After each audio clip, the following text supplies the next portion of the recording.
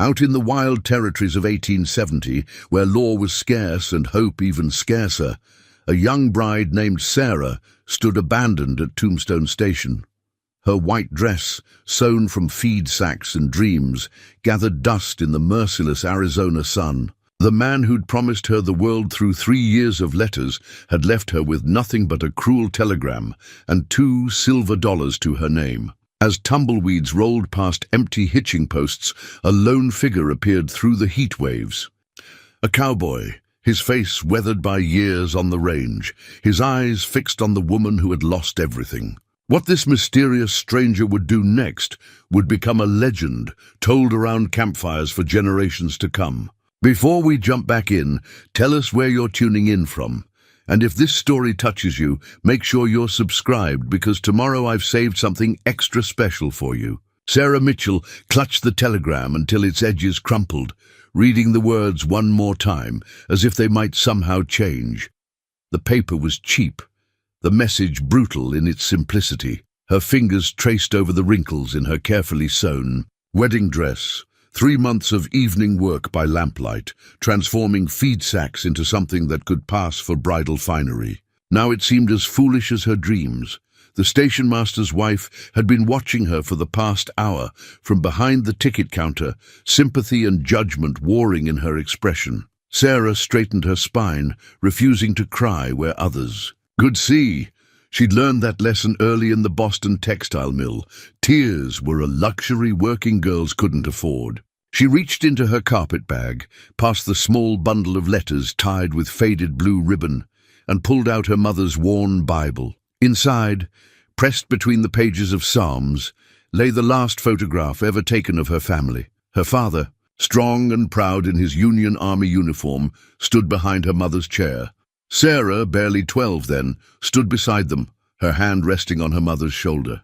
Within a year, influenza would claim them both, leaving her alone in a world that had little mercy for orphan girls. The memories of those years in the mill flooded back.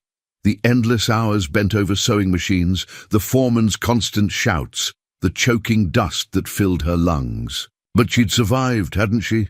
Saved every penny, taught herself proper letters by copying from discarded newspapers, dreamed of something better than the tenements and factory walls.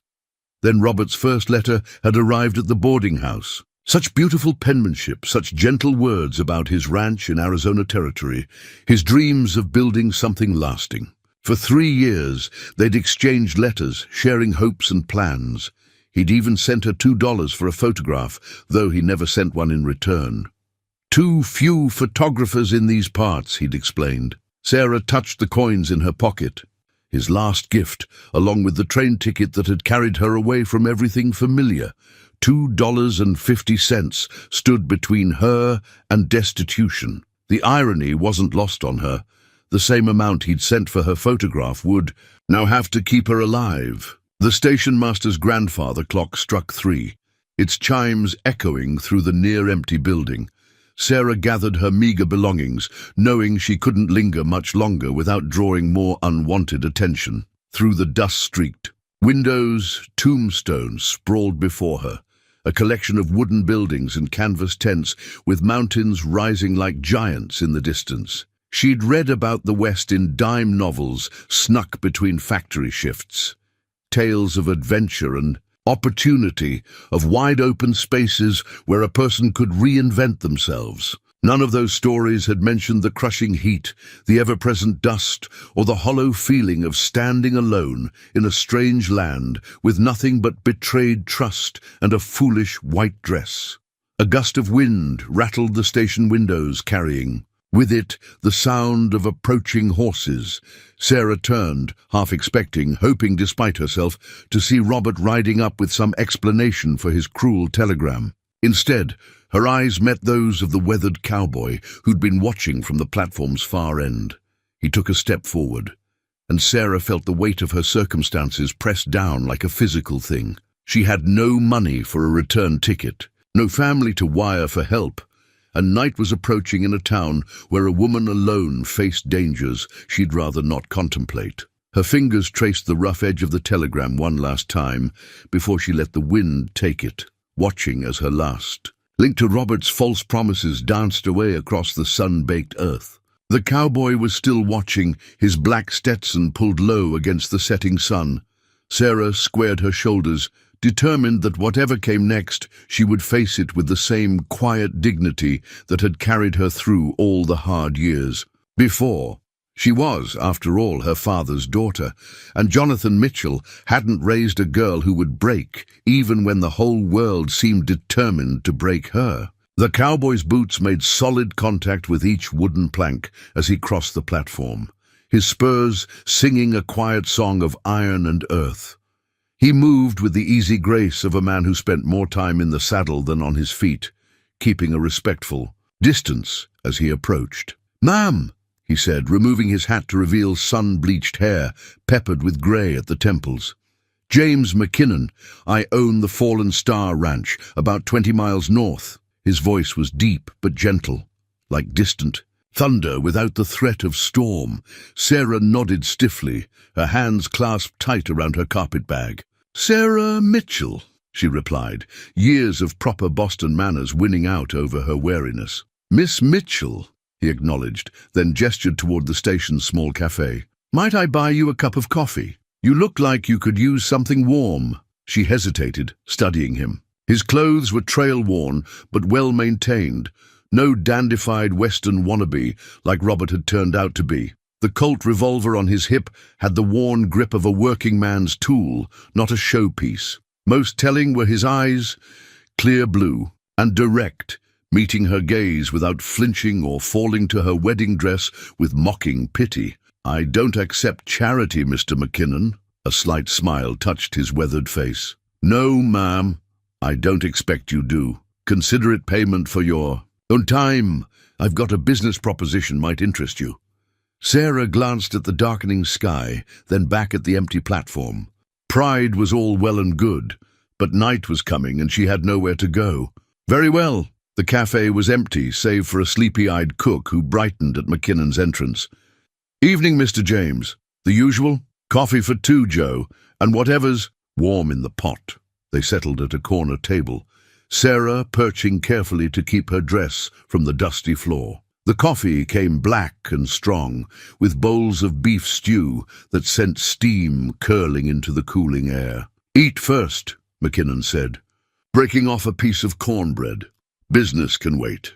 Sarah wanted to resist, to maintain some dignity, but the smell of food reminded her she hadn't eaten since early morning. She took a small bite, then another, forcing herself to eat slowly despite her hunger. "I've been watching you since the morning stage," McKinnon said finally, pushing his empty bowl aside. "Seen enough would-be brides come and go through Tombstone to recognize the look. Man named Robert Caldwell, I'm guessing." Sarah's spoon clattered against her bowl. "You know him?" "Know of him. He's pulled this same trick 3 times in the last 2 years. Writes to Eastern ladies, promises them marriage and a fine ranch, takes their dowry money and disappears." McKinnon's voice held a quiet anger.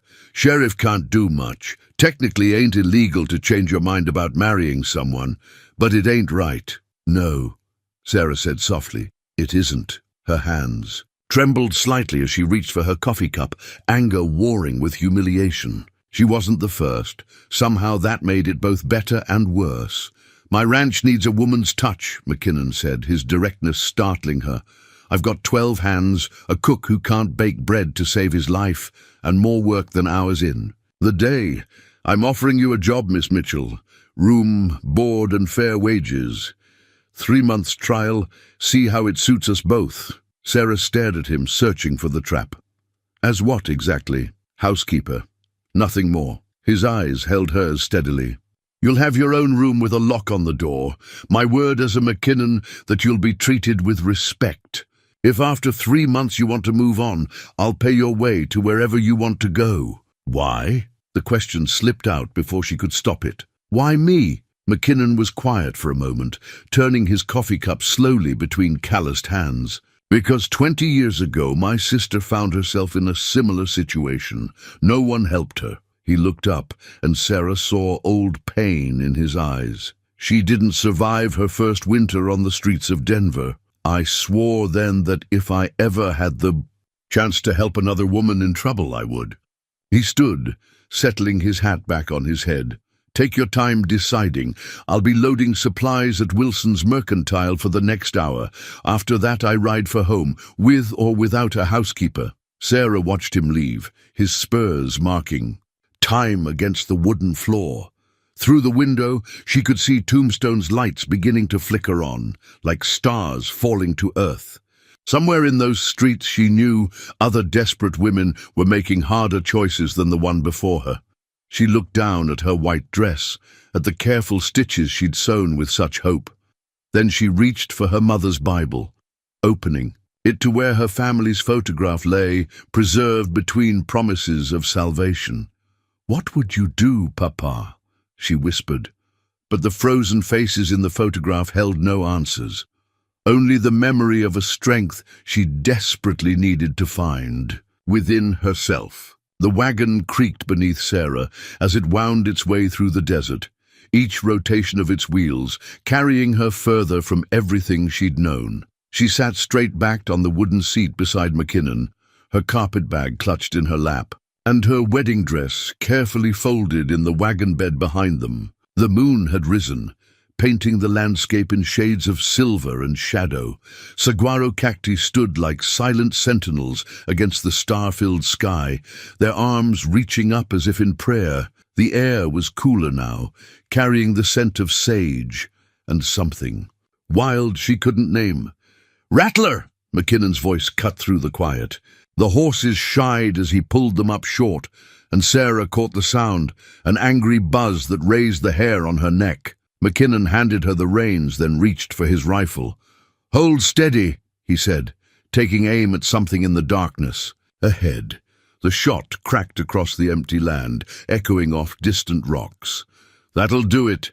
Best we walk the horses for a bit, make sure there aren't more." He climbed down, rifle in one hand, and offered her his other. Sarah hesitated only a moment before accepting his help. Her feet had barely touched the ground when the horses snorted in alarm. McKinnon's arm went around her waist, pulling her back as another rattler slithered past where she would have stepped. "Easy now," he murmured, though whether to her or the horses she wasn't sure. The warmth of his arm lasted only seconds before he stepped away, ever proper. "Desert's got its own rules, Miss Mitchell. First one is, always watch where you step."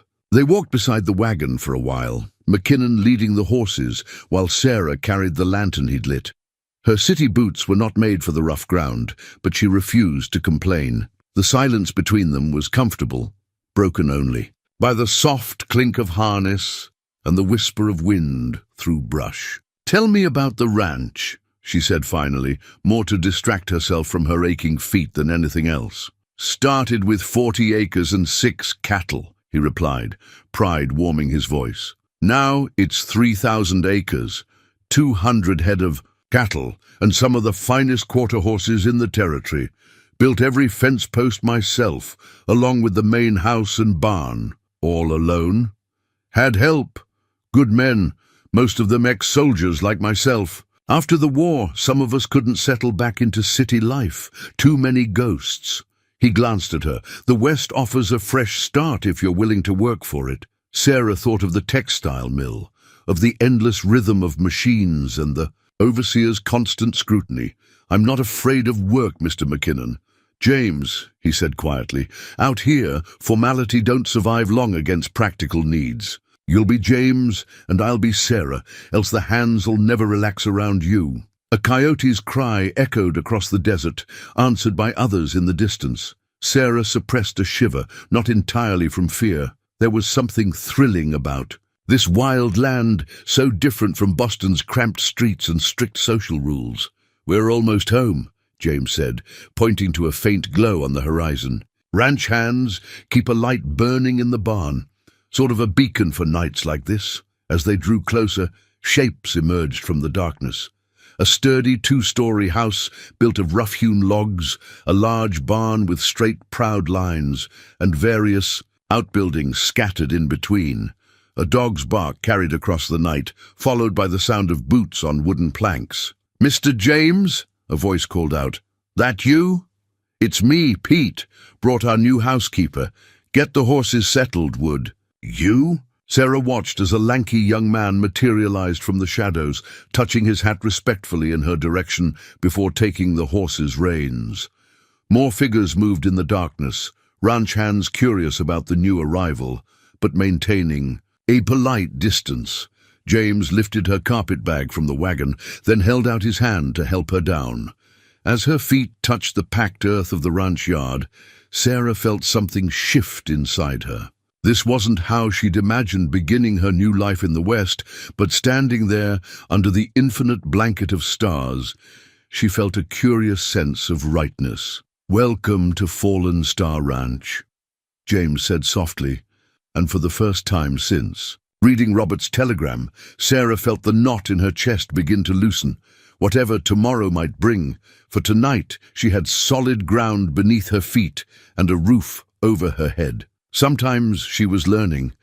That was enough of a beginning. Dawn came early to Fallen Star Ranch. Painting the sky in strokes of pink and gold, Sarah woke to the unfamiliar sounds of ranch life, roosters crowing, horses nickering, and the low murmur of men's voices as the hands began their day. Her room, small but clean, faced east, and sunlight streamed through the simple calico curtains. On the rough-hewn dresser lay her one luxury, her mother's old cookbook, its pages stained and dog-eared from years of use. She'd hesitated to bring it, nearly sold it in Boston when money was tight, but now she was grateful for its familiar weight in her hands. The kitchen proved to be a challenge. Years of bachelor living had left their mark. Mismatched pots hung haphazardly, the stovetop was caked with grease, and the pantry was a jumble of half-empty flour sacks and mysterious dried goods. "Morning, miss." A gruff voice startled her. An older man with a drooping moustache stood in the doorway, wearing a flour-dusted apron. "Cookie's my name. Been feeding these boys for nigh on 5 years. "Sarah Mitchell," she replied, noting his defensive stance. "Mr. McKinnon hired me as housekeeper." Cookie's eyes narrowed. "Don't need no help in my kitchen." Sarah opened her mother's cookbook, letting it fall naturally to a well-worn page. "Can you make buttermilk biscuits?" "Bread's bread," he muttered, but his eyes strayed to the recipe. "My mother won blue ribbons at the county fair with these," Sarah said softly. "Would you like to learn?" A long moment passed before Cookie's weathered face cracked into a reluctant smile. "Might at that, miss, might at that." Together they worked in companionable silence, Sarah teaching by example rather than instruction. When the first batch of biscuits emerged golden and flaky from the oven, Cookie's eyes widened. "Lord above," he whispered, breaking one open. Steam rose with the sweet smell of success. The ranch hands drifted in at the scent, trying to hide their curiosity behind mumbled greetings. Sarah saw their surprise as they tasted the biscuits, saw the appreciative glances thrown her way. Even James, coming in last with trail dust on his boots, paused mid-bite. "These are something special, Sarah," he said quietly. She felt a warmth that had nothing to do with the cooking stove. "My mother's recipe." After breakfast, Sarah tackled the house with the same determination that had once kept her going through 14-hour days at the mill. She found sheets in need of mending, rugs that hadn't seen a beating in years, and enough dust to plant a garden. But she also found signs of care. James's books were neatly arranged, his father's old rifle was well-oiled, and fresh flowers sat in a jar by the window. In the afternoon, James found her on the back porch, taking advantage of the good light. "To mend sheets." He leaned against the railing, his hat pushed back on his head. "Cookie says you've got a magic touch with bread," he said. "Haven't seen him this excited since we got the new stove." Sarah smiled, not looking up from her stitching. "He's a good man. Just needed someone to appreciate his efforts. Like most of us out here," James said softly. Then, clearing his throat, "The hands are breaking a new horse this evening. Would you like to watch? Might help you understand more about ranch life." She looked up then, catching something in his voice. He was offering more than just a chance to watch horse breaking. He was offering to include her in the ranches. daily life, to make her more than just a housekeeper. "I'd like that," she said. The sun was setting when James came to fetch her, casting long shadows across the yard. The hands had gathered around the corral, their usual banter subdued as they watched a young bay stallion circle nervously. "That's Spirit," James explained, leading her to a safe spot by the fence. "Been working with him for weeks. Got a lot. A fire in him, but a gentle heart underneath." Sarah watched the horse, seeing the fear beneath its defiance. "Sometimes," she said quietly, "the gentlest hearts fight the hardest when they're scared." James looked at her then, really looked at her, and Sarah felt something shift between them, a recognition, perhaps, of shared understanding. But before either could speak, the horse-breaking began, and Sarah found herself drawn into the ancient dance between man and horse, civilization and wilderness, fear and trust. "A grip with your knees, not your hands," James called out, watching as Sarah adjusted her seat on the old mare he'd chosen for her first riding lesson. "The reins are for guidance, not holding on." The morning sun was barely over the mountains, but already the air held the promise of desert heat. Sarah wore one of her few remaining dresses, the skirt hitched up awkwardly to accommodate the saddle. She'd refused to ride side saddle. "If I'm to learn, I'll learn properly," she'd insisted. 2 weeks had passed since her arrival at Fallen Star Ranch, and the changes were visible in more than just the gleaming kitchen and fresh-swept floors. There was color in her cheeks now, and her hands, though still bearing the calluses of mill work, were developing new ones from ranch life. "That's better." James nodded as she found her balance. "Now we'll walk the fence line. Best way to learn the property is to see it up close." They rode at an easy pace, James pointing out landmarks and boundaries marked by weather-worn fence posts. Sarah found herself memorizing not just the markers, but the way the land itself flowed, how arroyos cut through the terrain, where springs bubbled up from hidden depths, which slopes offered the best grazing. "Watch how the grass changes," James said, indicating the subtle shifts in color and texture. "That's how you know where the good water lies underground. Cattle know it instinctively, but ranchers have to learn." A jackrabbit burst from behind a creosote bush, startling Sarah's mare. She held firm, remembering James's instructions about keeping calm, and the horse settled quickly. "Well handled," James said, approval warming his voice. "You're a natural." "Hardly," Sarah laughed, but pride flickered in her chest. "Though it's not so different from working a sewing machine, you have to feel the rhythm of it, work with it, rather than against it." They paused at a high point overlooking the ranch. From here, Sarah could see the whole spread of Fallen Star, the main house and barn-like toys in the distance, cattle dots scattered across the grassland, and the glint of the creek that gave life to it all. "My father used to say that every fence post tells a story," James said, dismounting to check a loose wire. "This one here, put it in during the drought of '65. Ground was hard as iron. Took all day to dig one hole." Sarah watched him work, his hands sure and capable on the wire. "You love this land," she said softly. "It wasn't a question. It's in my blood now." He looked up at her, squinting against the sun. "You can't work a piece of earth this long without it becoming part of you, or you becoming part of it." A crow called overhead, drawing their attention to a group of riders approaching from the north. James shaded his eyes, then smiled. "That'll be Pete and the boys, bringing in strays. Want to see how it's done?" Sarah nodded eagerly, and they rode to meet the hands. Pete tipped his hat to her, no longer awkward around the city lady since she'd proved herself with fresh bread and mended shirts.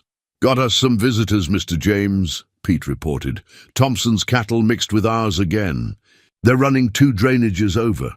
James's face tightened. "Thompson knows better. 3rd time this month. Want us to push them back?" "No, I'll handle Thompson." James turned to Sarah.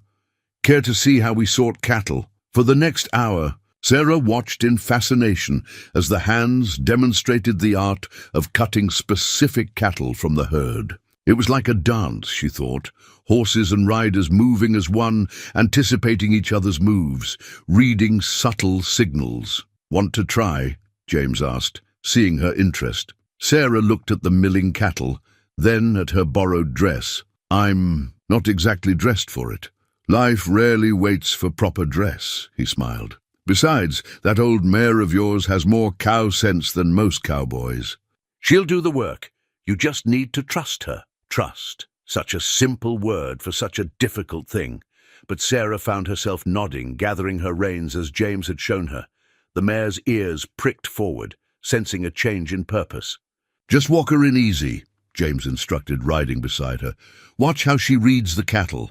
When she turns, turn with her. Don't fight her instincts." To Sarah's amazement, the mare seemed to know exactly what to do. They moved through the herd with careful precision, and she felt the moment when horse and rider found their rhythm together. It was like threading a needle, she realized, knowing exactly where you needed to go and trusting your hands to take. "You there?" When they finally broke from the herd, success thrumming through her veins, Sarah caught James watching her with an expression that made her breath catch. Pride was there, yes, but something else too, something that made the vast desert seem suddenly small and intimate. "You're full of surprises, Sarah Mitchell," he said quietly. The bundle of letters lay on Sarah's bed like a snake coiled to strike. They'd arrived that morning with Pete, who'd collected them from the sheriff in town. 7 letters total, each from a different woman, each telling the same story of Robert Caldwell and his promises of love and land.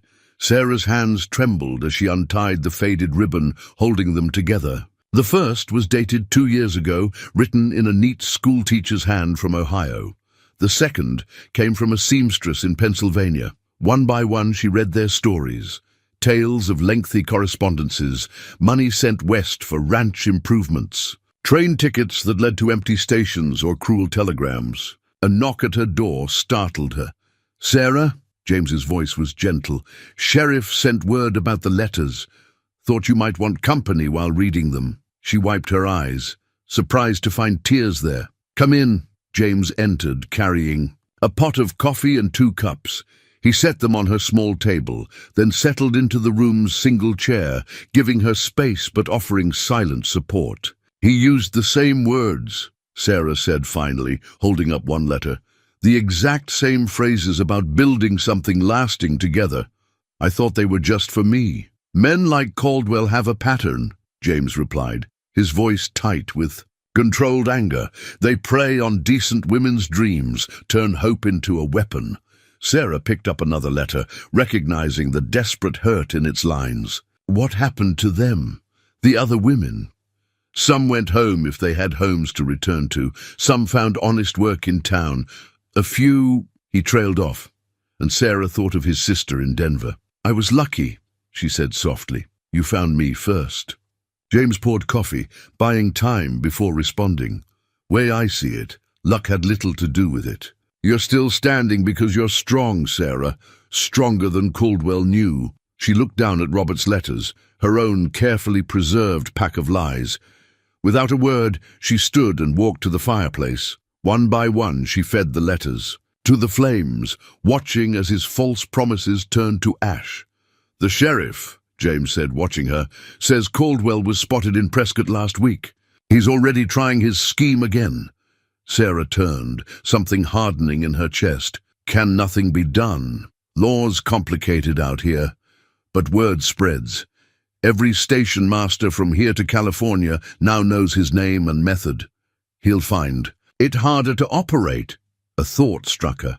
"The other women, their letters warning others, that's what saved me, isn't it? That's how you knew to watch for him at the station." James nodded. "Women looking out for women.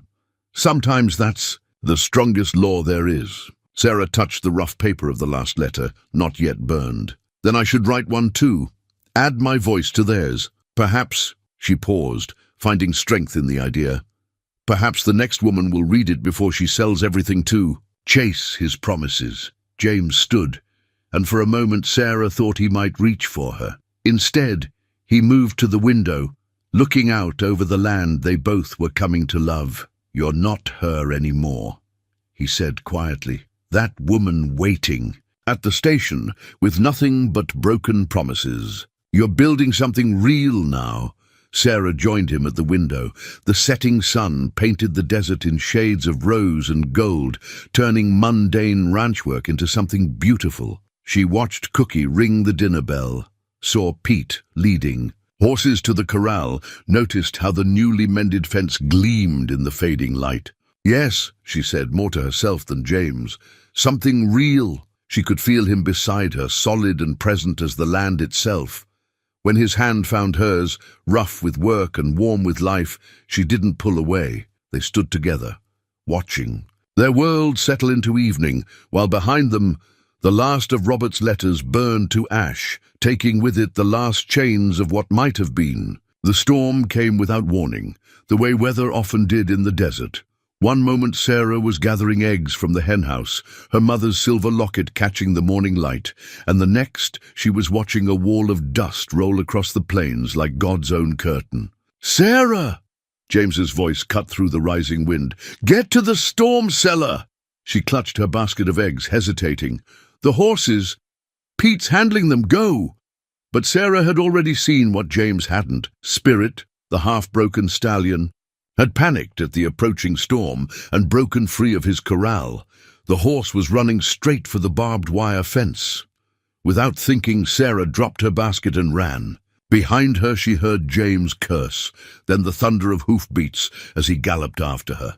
The wind whipped her skirts, throwing stinging sand against her face. Her mother's locket bounced against her chest with each stride. Spirit reached the fence, reared up in terror. Sarah's voice somehow carried through the howling wind. "Easy, boy. Easy now." The stallion hesitated, recognizing her voice from weeks of gentle words, and offered apples. Those precious seconds were all James needed.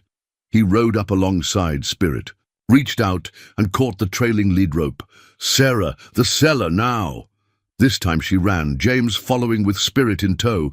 They barely made it. The storm hit full force, just as James pulled the cellar door shut behind them, plunging them into darkness, broken only by the lantern that always hung ready. In its dim light, Sarah could see Spirit trembling, still spooked, but contained in the cramped space.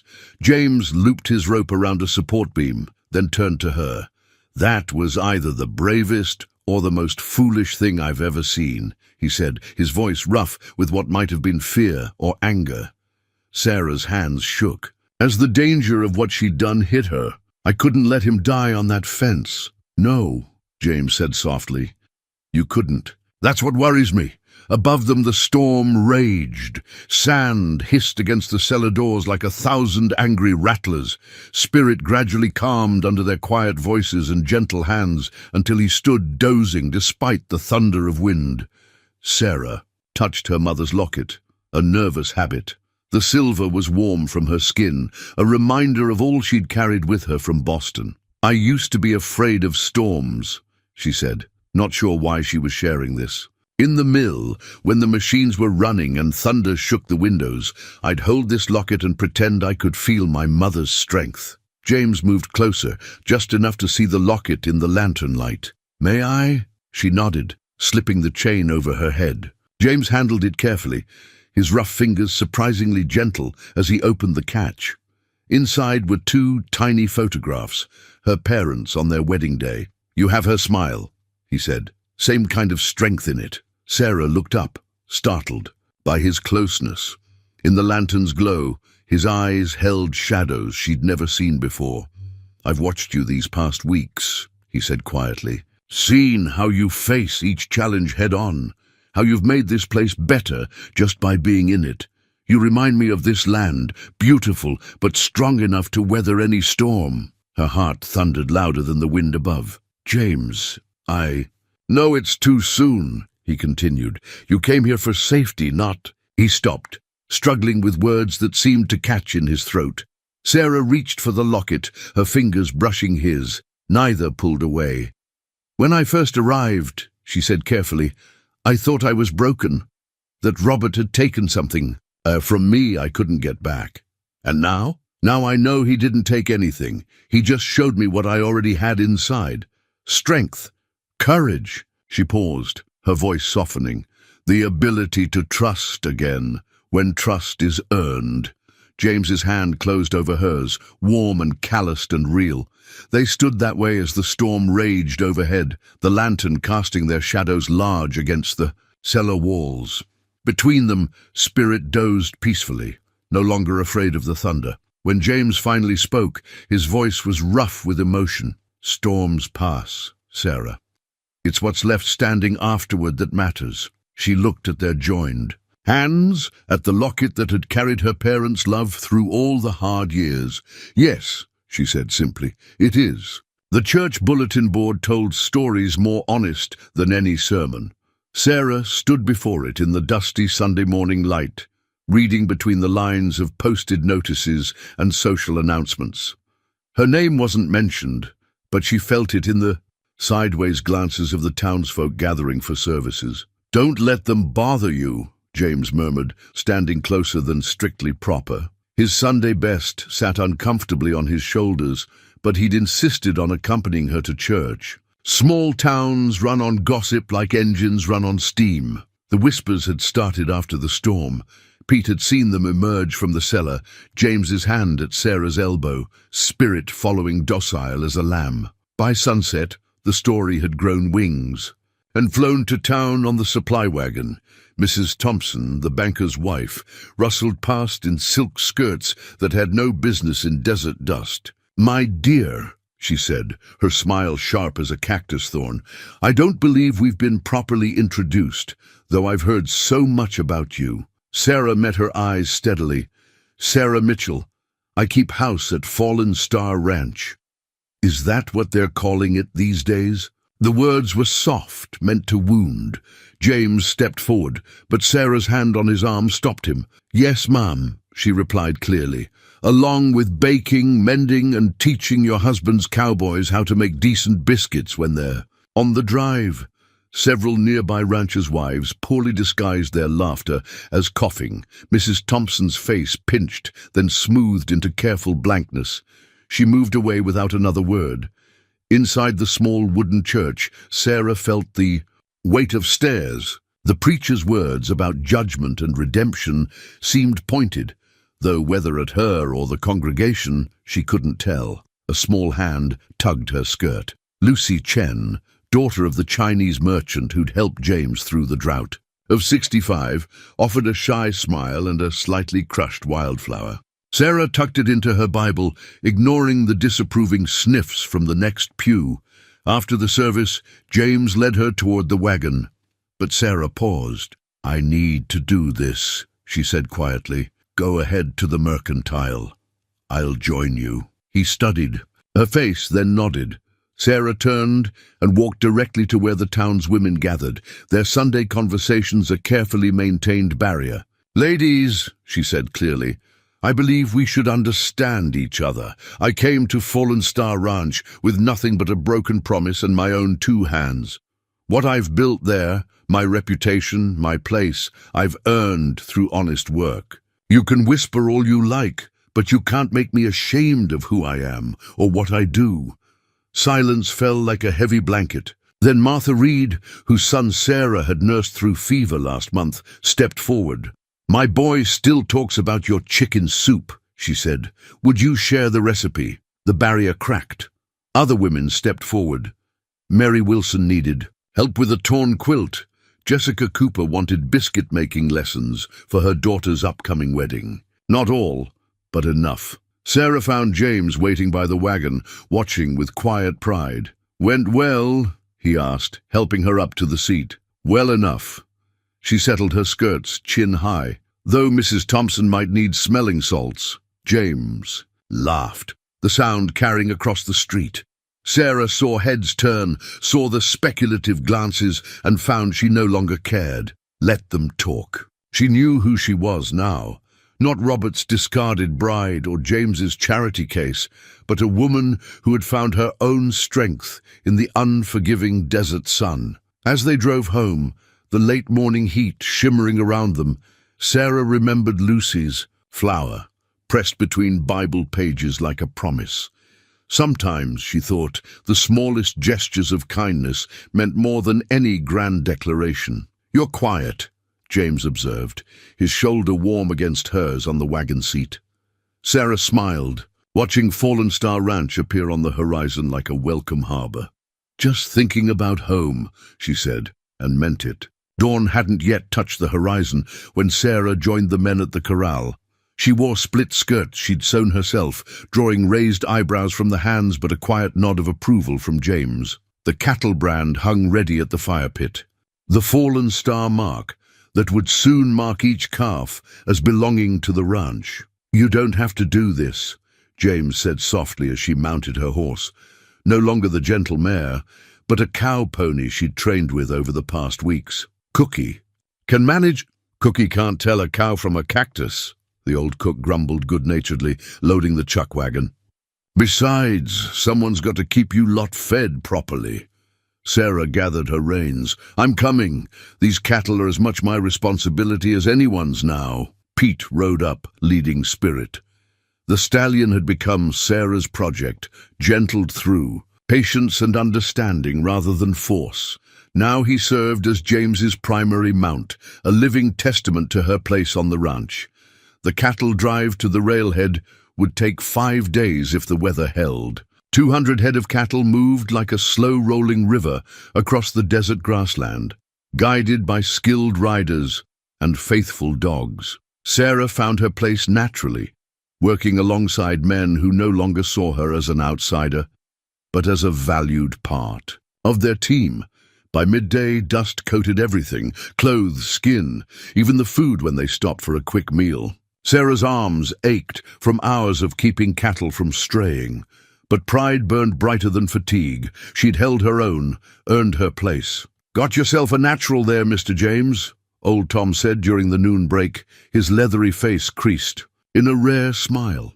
"Ain't many women would take to this life like she has." James watched as Sarah helped Pete with a stubborn calf. "No," he agreed softly, "there aren't." The afternoon brought challenges. A rattler spooked part of the herd, threatening to start a stampede.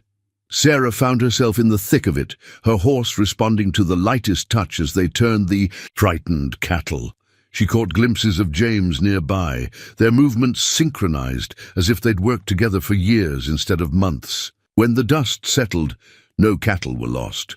James rode close, his face tight with what might have been fear or pride. "That was well done," he said, voice rough. "Thought my heart would stop when I saw you ride in." "Had to be done," Sarah replied, but warmth bloomed in her chest at his words. They made camp as the sun set, the chuck wagon becoming the center of their temporary world. Sarah worked alongside Cookie, turning trail provisions into something that reminded the men of home. The brand she'd watched heat that morning had marked dozens of calves, each one adding to the ranch's future. After supper, when the night wrapped around them like a blanket and the cattle settled under starlight, Sarah sat by the fire writing in her journal. She'd started it the day she arrived at Fallen Star, tracking her transformation from city seamstress to rancher. James settled beside her, offering coffee. "Penny for your thoughts?" "Just remembering the girl who stepped off that train," she said, accepting the cup. "Seems like a lifetime ago." "Having regrets?" Sarah looked up at the vast, star-scattered sky, then around at the sleeping cattle, the cowboys on night watch, the comfortable routine they'd built. "No," she said truthfully. "No regrets." They sat in comfortable silence until Pete rode up for his coffee. "Begging pardon, Mr. James, but we've got Thompson cattle mixing with ours again. At least 30 head from the look of it." James's jaw tightened. "Third time this month. This isn't accident anymore. Want us to cut them out now?" "No." James stood, his decision made. "First light, Sarah, you'll help lead the cut. You've got the best eye for our marks." It was more than a practical choice. It was a declaration of trust, of her place in the ranch's operations. Sarah nodded, feeling the weight of responsibility settle comfortably on her shoulders. Later, wrapped in her bedroll near the chuck wagon, Sarah listened to the night sounds of the desert. A coyote called in the distance, answered by the drowsy lowing of cattle.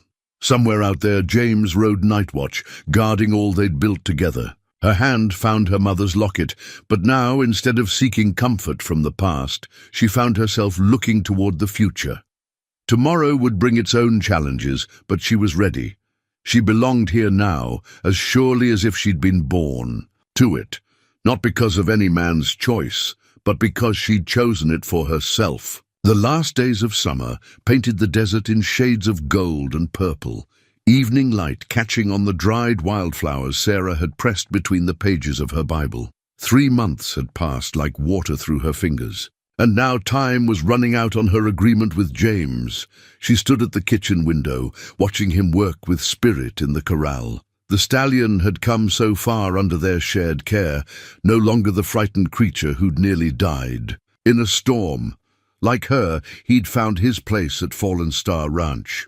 "Miss Sarah," Cookie's voice broke into her thoughts. "Biscuits are burning." She rescued them from the oven, annoyed at her distraction. Lately, it seemed harder to focus on simple tasks, her mind constantly wandering to the approaching deadline neither she nor James had mentioned. "Something's troubling you," Cookie said, not really a question. He'd become more friend than colleague. Over the months, his gruff exterior hiding a gentle heart. "Just thinking about changes," she replied, sorting the salvageable biscuits from the burnt ones. "Heard tell Mr. James is riding into town tomorrow. Getting your train ticket, maybe?" Sarah's hand stilled. "He hasn't mentioned it. Man's got his pride." Cookie busied himself with the stew pot. "Sometimes pride makes a fool of the wisest heart." Outside, James had finished with spirit. He stood at the corral fence, staring toward the mountains as if they held answers to unasked questions. Sarah watched him run a hand through his hair, a gesture she'd come to recognize as frustration. The dinner bell rang too soon, bringing the hands in from their work. Sarah served mechanically, aware of James at the head of the table, of the careful distance they'd maintained these past few days. The easy companionship of the cattle drive had faded into something more uncertain. After the men left for the bunkhouse, Sarah walked out to check the garden she'd started months ago. The desert soil had proved surprisingly fertile once worked properly, offering up tomatoes and squash that supplemented their meals. She'd been planning to put in winter crops, she realized, making plans for a future she might not be part of. "Sarah!" She turned to find James behind her, holding something in his hands. In the fading light, she recognized the pressed wildflower she'd tucked away so many weeks ago. "Found this," he said roughly. "Fell from your Bible when Pete borrowed it for Sunday readings." "The one Lucy gave me," Sarah said softly. "My first Sunday in town."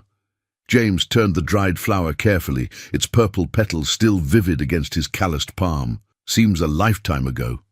"James, I'm riding to—" "In town tomorrow," he cut in. "Need to arrange things." Her heart stuttered. "My ticket." His eyes met hers, then dropped back to the flower. "If that's what you want." "Is it what you want?" The question hung between them like smoke on a still day. James stepped closer, close enough that Sarah could see the war of emotions on his face.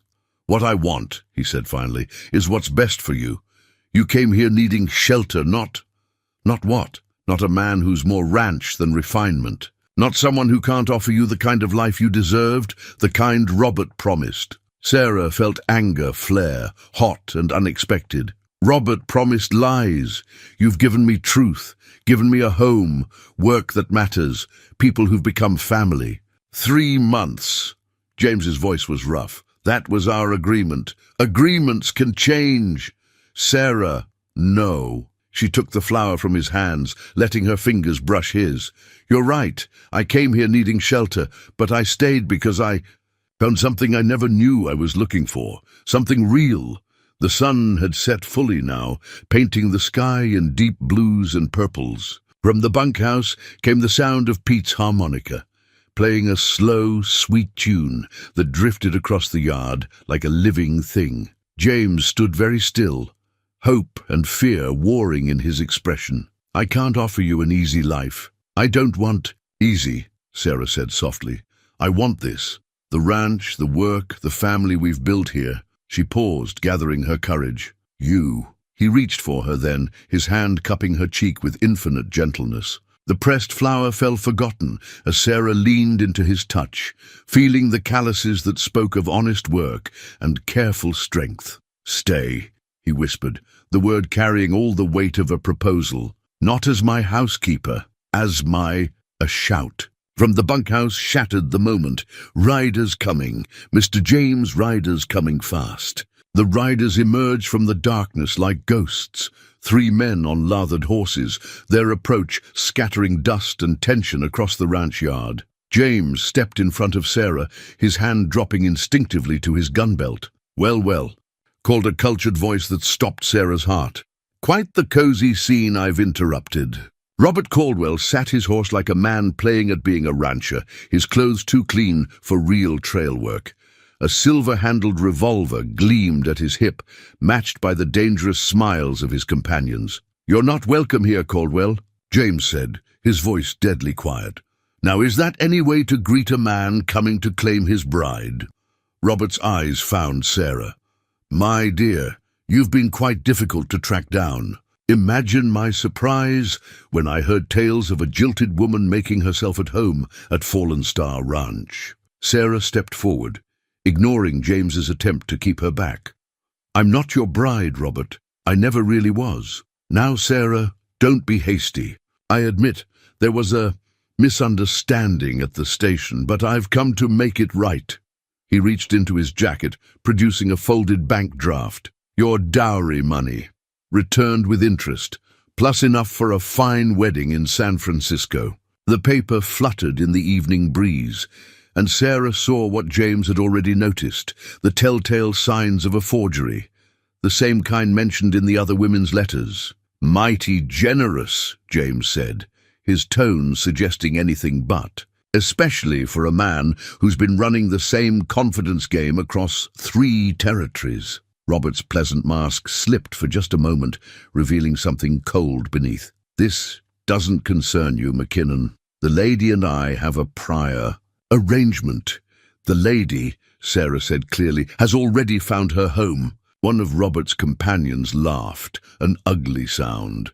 "Boss, you didn't say she'd turned ranchwoman. Maybe we should just take the cattle and leave her to play cowgirl."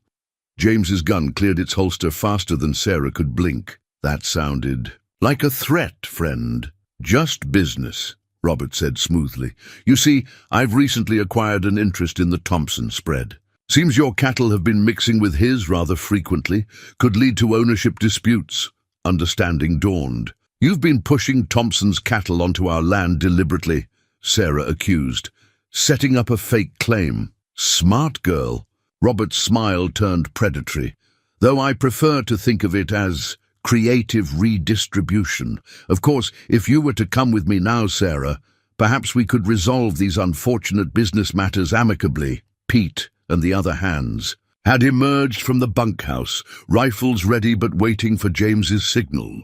Even Cookie stood in the kitchen doorway, his shotgun gleaming dully in the lamplight. Sarah felt a strange calm settle over her. This man had once held her dreams in his letters, had nearly broken her with his betrayal. Now, looking at his false smile and fancy clothes, she wondered how she'd ever believed his promises. "I believed in you once," she said, her voice carrying in the tense silence. "Believed in the man who wrote those beautiful letters about building something lasting. But everything about you is a lie, isn't it, Robert?" "Now, darling, don't call me that." Sarah moved to stand shoulder to shoulder with James. "I've learned what real men are like, men who work the land with their own hands, who keep their word even when it costs them, who build something true instead of living on lies." "Pretty speech," Robert sneered, his cultured accent slipping. "But words won't stop bullets. Thompson's already signed over his claim to me. One way or another, Fallen Star Ranch will be mine." "That's where you're wrong." The new voice came from the darkness behind Robert. Sheriff Davis rode into the light, followed by Thompson himself and 4 deputies. "Got enough witnesses now to prove your land fraud scheme, Caldwell. Plus, sworn statements from 3 other women you swindled." Robert's hand moved for his gun, but James was faster. "Don't," he he said softly. Some fights aren't worth dying for. For a moment, the knight balanced on a knife's edge. Then Robert raised his hands, his confident mask cracking completely. This isn't over. Yes, Sarah said firmly, it is. They watched as the sheriff and his men took Robert and his companions into custody. Thompson looked ashamed as he approached James. McKinnon, he had papers. Said he'd save my ranch from the bank if I helped him claim yours. I was a fool. We'll talk tomorrow, James said, not unkindly. Neighbor to neighbor. As the dust settled and the hands returned to the bunkhouse, Sarah felt James's arm slip around her waist. She leaned into him, feeling the solid strength that had nothing to do with guns or threats. Quite a speech about real men, he said softly. Sarah smiled, watching her past ride away in handcuffs. Every word true. Dawn found Sarah on the front porch of Fallen Star Ranch, watching the sun paint the desert in shades of promise. The ranch's deed lay in her lap, James's most closely guarded possession, proof of everything he'd built with his own hands. He'd left it on her pillow sometime in the night, his intentions clear in the simple gesture. Inside, she could hear Cookie beginning his morning routine, the familiar clatter of pots and pans, a comfort after the previous night's chaos. The ranch was coming awake slowly, as if the land itself needed time to recover from Robert's disruption. Thought I'd find you here? James stood in the doorway, 2 cups of coffee in his weathered hands. He'd clearly been up for hours, his boots already dusty from morning chores. Sarah accepted the offered cup, breathing in the rich aroma that had become part of her daily ritual. You left me something, she said softly, touching the deed. Seemed right. He settled beside her on the porch step, close enough that their shoulders touched. Been thinking about what you said last night, about real men and building something true. James!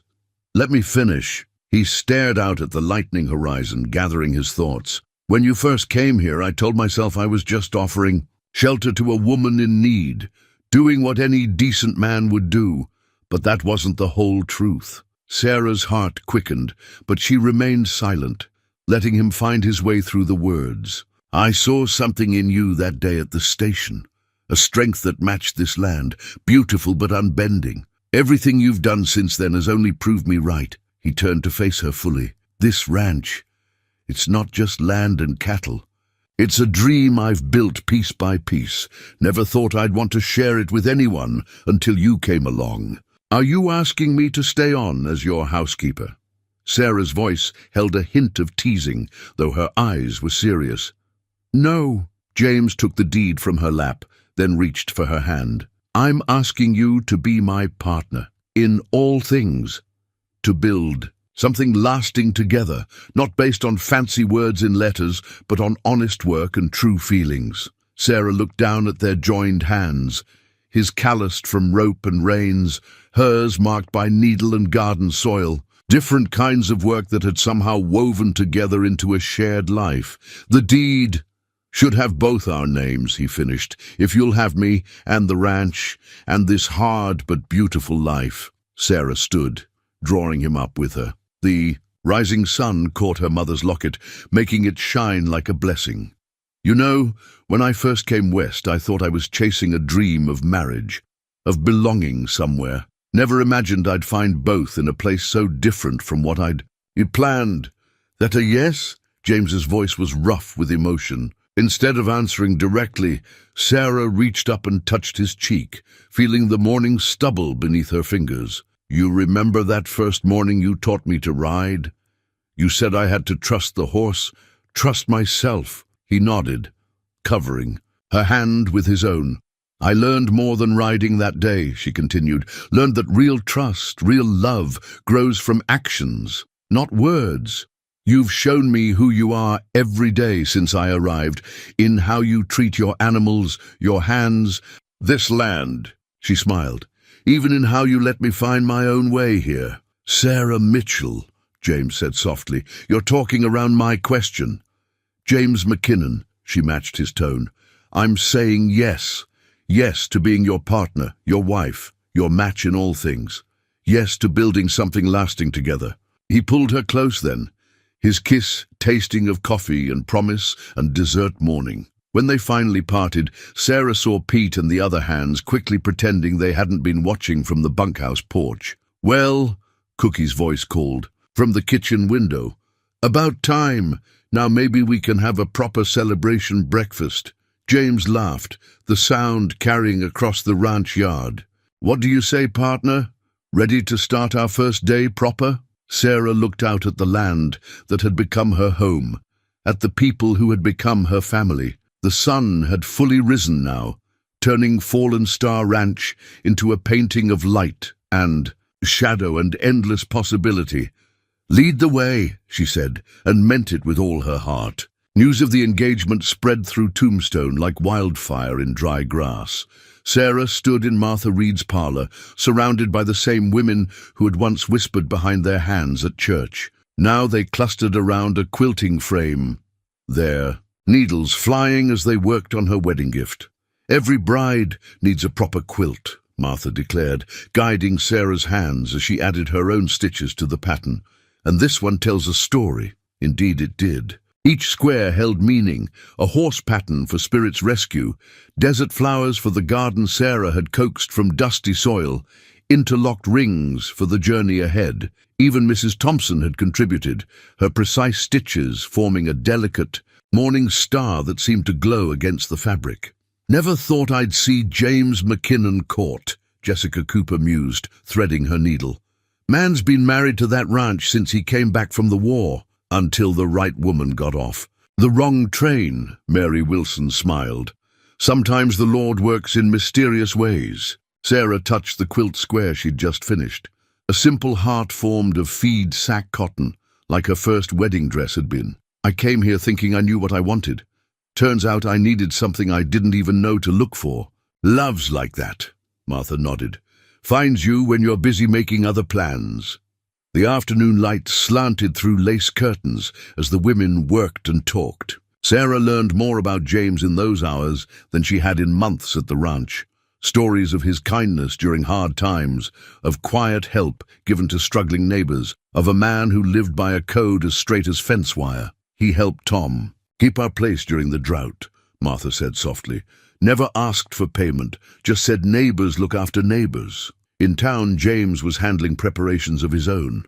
Pete had ridden in with news that the men were rebuilding the ranches on Chapel, unused since James's parents had passed, but still standing sturdy against the desert wind. "Whole crew's working on it," Pete reported.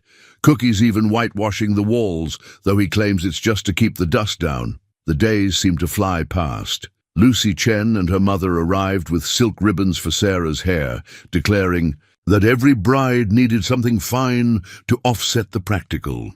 The ranch hands, not to be outdone, presented her with a beautifully tooled saddle of her own.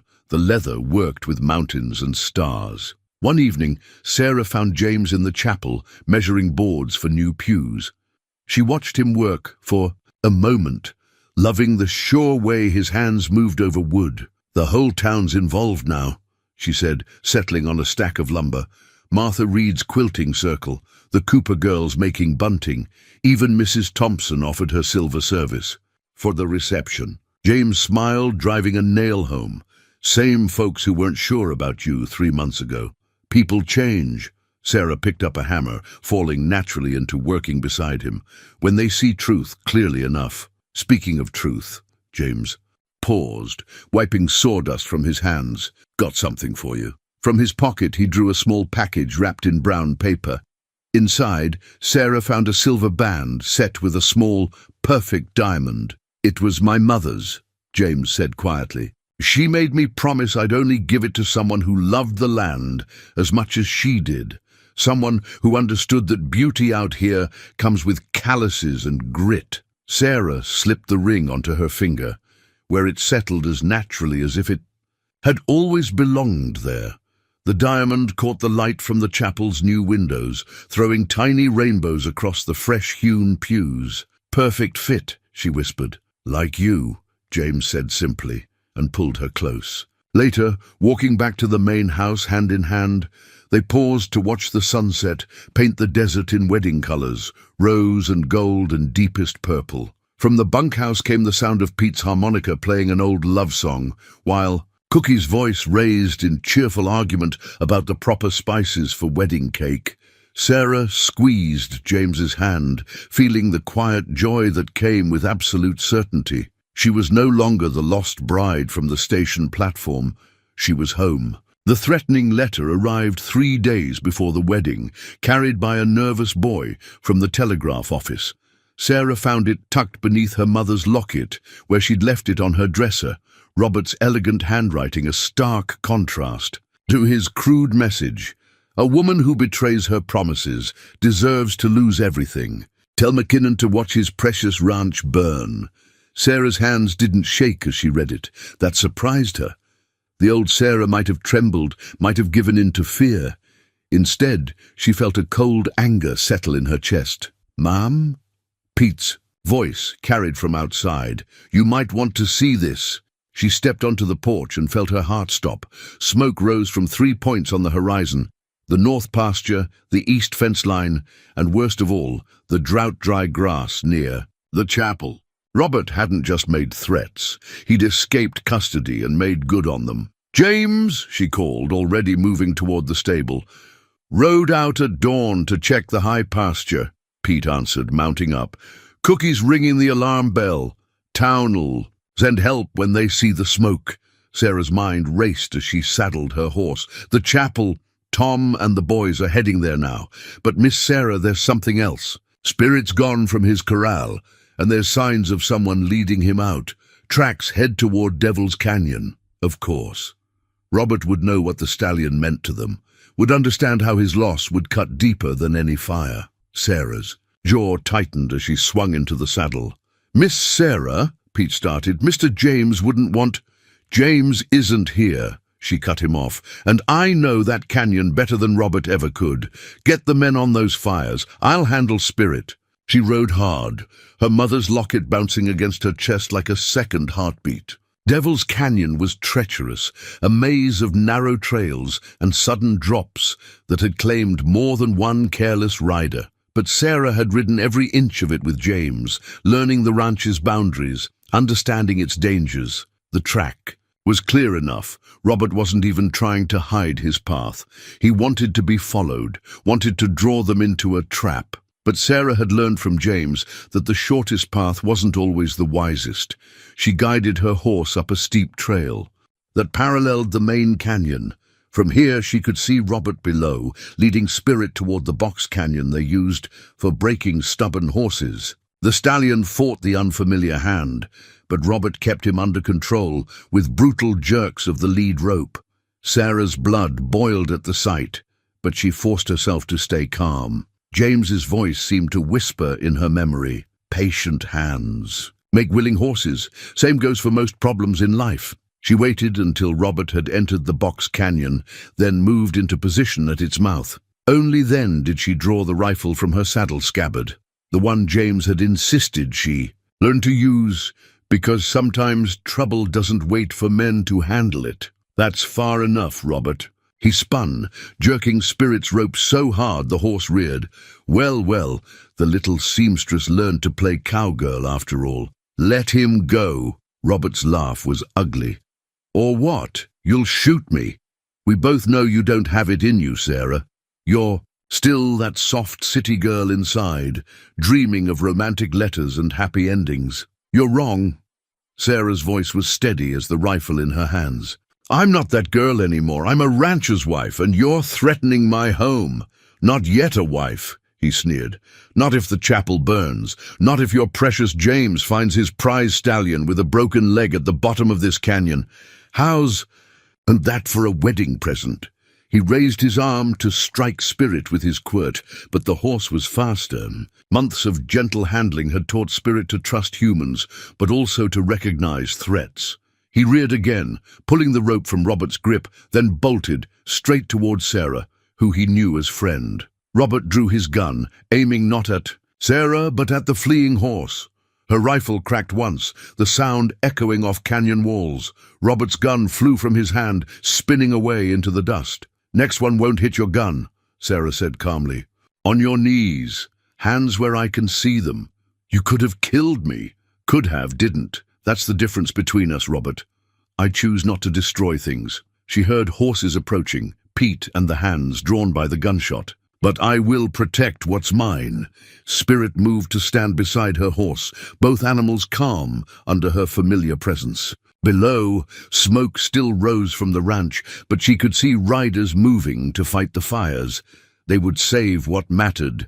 They would rebuild what was lost. She kept her rifle trained on Robert until Pete and the others arrived with rope and grim expressions. Only then did she lower the gun, feeling the weight of the morning's choices settle into her bones.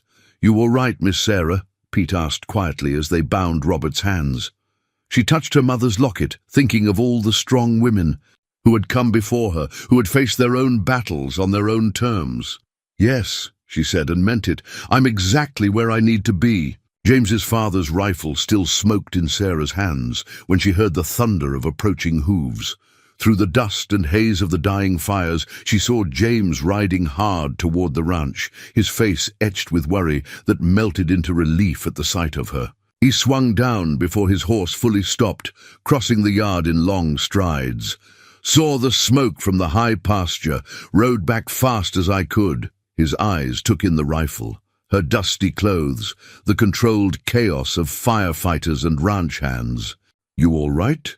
"We all are," Sarah assured him. "Robert's in custody, for good this time. The fires are nearly out." As if summoned by her words, Spirit trotted up, nudging James's shoulder in greeting. The stallion bore a few rope burns, but was otherwise unharmed.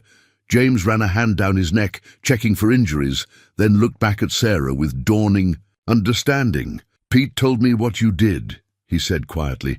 "Tracking Robert alone, making that shot." "Not alone," Sarah corrected, watching as their neighbors continued working to secure the ranch. "Never alone out here." The Thompson men had brought their water wagon, while Martha Reed and the other women had organized a bucket line to protect. The chapel, even Mrs. Thompson was there, her fine dress ruined with smoke and water stains as she worked alongside Cookie to feed the firefighters. "The chapel survived," James said, following her gaze. "Bit smoky, but nothing that can't be fixed before." He stopped, suddenly uncertain. "That is, if you still want." Sarah silenced him with a kiss that tasted of smoke and certainty. Around them, a few whoops and whistles rose from the hands, quickly hushed by Pete's stern look. "Takes more than a fire to stop a wedding at Fallen." "Star Ranch," she said firmly, "though we might need to air out my mother's dress a bit." James laughed, the sound carrying across the yard and bringing smiles to tired faces. Then he sobered, touching the rifle she still held. "This was my father's favorite. Said it never let him down. Like father, like son," Sarah said softly. "Neither of you let me down either." The sheriff arrived then with his deputies, ready to transport Robert to a more secure jail in Tucson. Sarah watched her former fiancé being led away, noting how small he looked now, how his fine clothes had turned to dust and defeat. "Got something to say to me?" Robert sneered as they passed. Sarah considered him for a moment, then shook her head. "Nothing at all. You're part of a past I've outgrown." The day stretched long as they restored order to the ranch. Fences needed mending, scared cattle needed gentling, and the chapel's new whitewash had to be redone, but willing hands made light work, and by sunset the crisis had transformed into something like a celebration. Cookie produced a feast from seemingly nowhere, and Martha Reed brought out a jug of her famous apple cider. Someone started playing a fiddle, and soon the ranch yard filled with music and laughter. "Look at them," James said softly, standing with Sarah on the porch. "A few months ago, half these folks wouldn't give you the time of day. Now they're ready to fight fire and outlaws to see us married proper."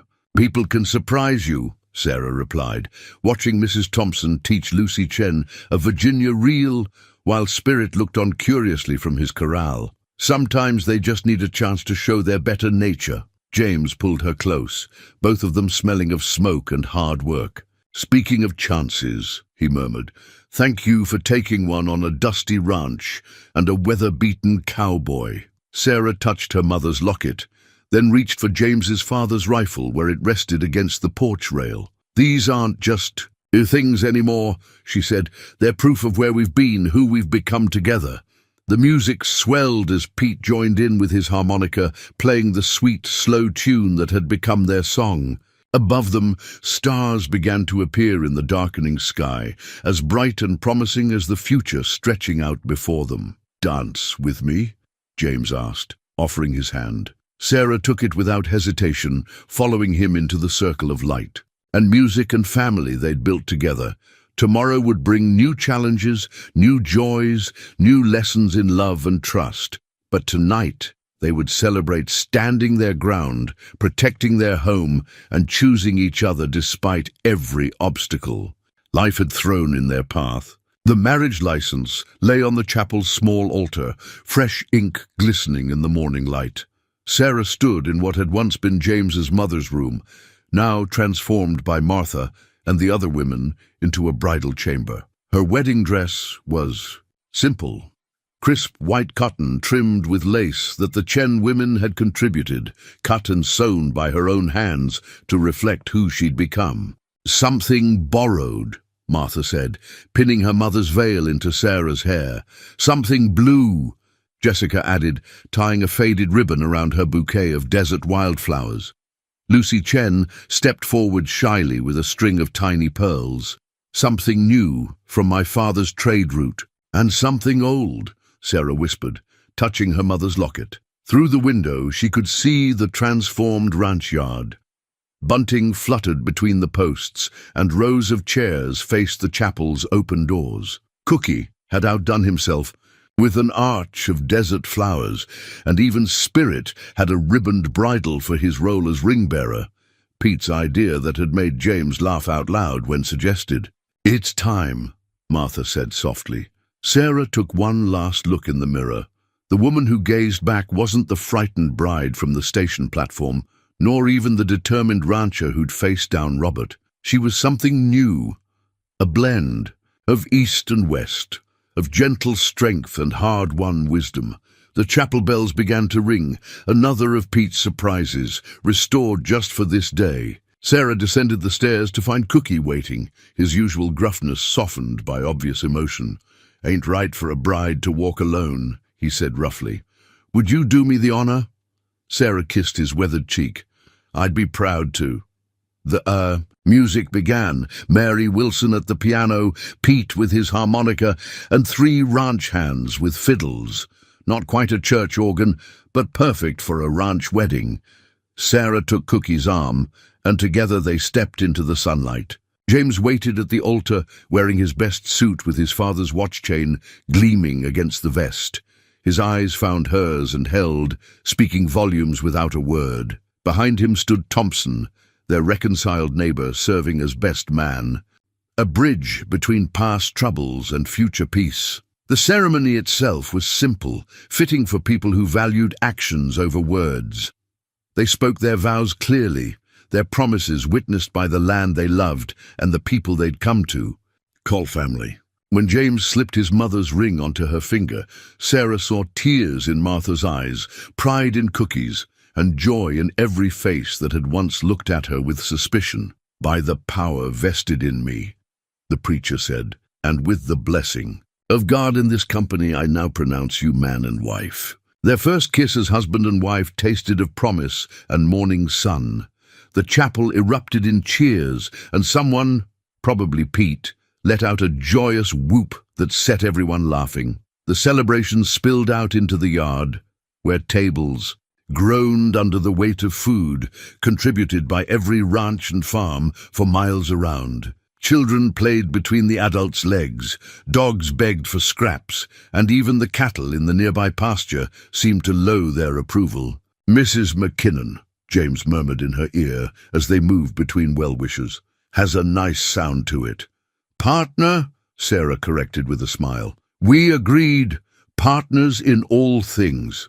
He laughed and pulled her close. "Partners then, in life, in work, in whatever comes our way." The afternoon passed in a blur of congratulations, dancing, and moments that would become family legends. Cookie unveiled a wedding cake that somehow combined Sarah's mother's recipe with Western practicality. Spirit performed his ring-bearing duties with surprising dignity, even if he did try to eat the flowers afterward. Mrs. Thompson led the dancing with unexpected vigor, teaching the younger generation the steps her own mother had brought from Virginia. As sunset painted the sky in wedding colors, Sarah found herself back on the porch where she'd first begun to fall in love with this hard, beautiful land. James joined her, bringing 2 cups of Martha's cider. "Having any regrets," he asked softly, "about choosing this life?" Sarah looked out at their gathered family, blood and chosen alike. Pete was teaching Lucy to ride while her parents looked on nervously. Cookie was sharing recipes with Martha. Thompson and his wife were already planning the next cattle drive. With their combined herds, "Only one," she said, eyes twinkling. "I regret not getting off that train sooner." James pulled her close as the first stars appeared above Fallen Star Ranch. Behind them the music and laughter continued, but here on their porch the moment belonged to them alone. "Welcome home," he whispered, "for good and always." Sarah leaned into him, feeling the strength and certainty of their shared future. "I already was." 1 year later, Sarah sat in the ranch house parlor, recording the day's events in the family Bible. Her careful hand noted births, marriages, and the small victories that made up ranch life. James's parents' entries filled the first pages, and now their own story continued the legacy. Outside, autumn painted the desert in subtle golds and purples. Through the window she could see James teaching young Tommy Thompson to ride, using the same gentle patience he'd once shown her. The boy had been spending more time at Fallen Star lately, drawn by James's quiet strength and Sarah's fresh-baked cookies. "Miss Sarah!" Lucy Chen's voice carried from the kitchen. "The bread's ready!" Sarah smiled, touching her mother's locket before rising. Lucy had become a regular visitor too, eager to learn both Eastern refinements and Western skills. Today, they were teaching Cookie new recipes, blending Sarah's mother's cookbook with Western practicality. The kitchen was warm with the scent of baking and friendship. Cookie pretended to grumble about too many women in his domain, but his eyes shone with pride at their successful experiments. The ranch hands had stopped complaining about being used as taste testers months ago. "Martha's coming by later," Lucy said, carefully removing golden loaves from the oven. "She's bringing more fabric for the new quilt." The quilting circle had become a weekly tradition, drawing women from across the territory. They shared more than stitches and patterns. News was exchanged, advice given, and support offered to those who needed it. Sarah had even started teaching some of the younger girls to read, using the same determination that had once taught herself. Pete appeared in the doorway, hat in hand. "Telegram from the station, Mrs. McKinnon. Thought you'd want to see it right." "Away!" Sarah read the message twice, joy blooming in her chest. Another woman had been saved from Robert's schemes, the station master recognizing his pattern from Sarah's warning letter. The woman was currently stranded in Prescott, and the telegram asked if Fallen Star Ranch might have room for another lost soul. "Tell them yes," Sarah said firmly. "And Pete, take the good wagon. Make sure she knows she's not alone." As Pete rode out, Sarah saw James watching from the corral.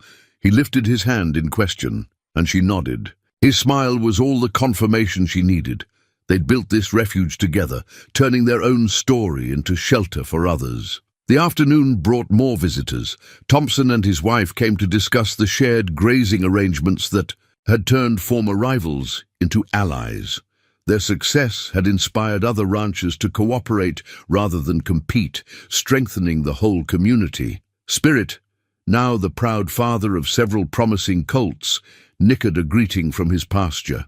The stallion had become a symbol of the ranch's breeding program, his gentle strength passing down to a new generation. Like everything at Fallen Star, he represented the perfect blend of Eastern grace and Western resilience. As evening approached, Sarah stood on their porch, watching the sunset paint familiar colors across their land. James joined her, smelling of horses and honest work. "Good day?" he asked, slipping an arm around her waist. "The best kind," she replied, leaning into him, "full of life and hope and possibility." They stood together, watching their world settle into evening. From the bunkhouse came the sound of Pete's harmonica playing their wedding song, while Cookie's voice rose in mock protest about tomorrow's breakfast plans. Lucy and Tommy chased fireflies in the yard, their laughter carrying on the cooling air. Sarah touched her mother's locket, then the small swell of her belly, where their own next chapter was just beginning to show. "Did you ever imagine," she asked softly, "that one missed connection at a train station could lead to all this?" James turned her in his arms, his face serious. "Nothing was missed that day, Sarah. Everything and everyone arrived exactly when and where they were meant to be. The first stars appeared above Fallen Star Ranch, bright as dreams and twice as true." Sarah looked out at the life they'd built, the garden growing green against desert odds, the chapel where they now held weekly gatherings, the barn full of horses gentled with patience and love. Every inch of it was home, every moment a gift. She'd never imagined when she first stepped off that train. "You're right," she said, reaching up to touch his weathered face. "Some connections aren't missed at all. They're just waiting for the right moment to begin."